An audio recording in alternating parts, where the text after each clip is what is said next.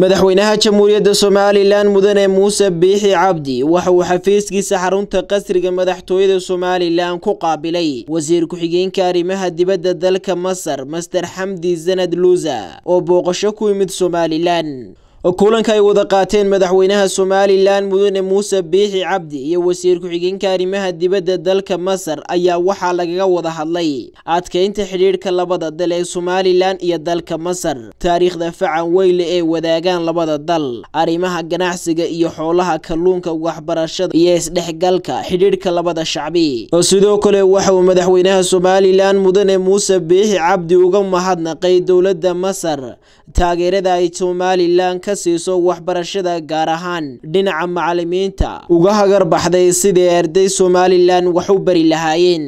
waxa kulanka madaxweynaha Soomaaliland mudane Muuse Biixi Cabdi uu la qaatay wasiir ku-xigeenka arrimaha dibadda ku wehelinayay madaxweyne ku-xigeenka Soomaaliland mudane Cabdiraxmaan Cabdillaahi Ismaaciil Saylici wasiirka horumarinta caafimaadka xanaanada xoolaha iyo horumarinta kalluumaysiga wasiir ku-xigeenka arrimaha dibadda iyo iskaashiga caalamiga dhinaca wafdiga ka socda dalka Masar ee uu hogaaminayo wasiir ku-xigeenka arrimaha dibadda waxa kulankaasi ku wehelinayay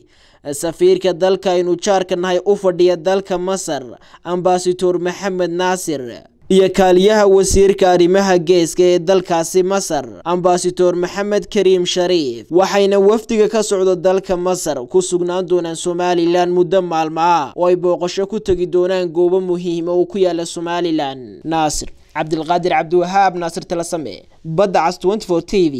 magaalada Hargeysa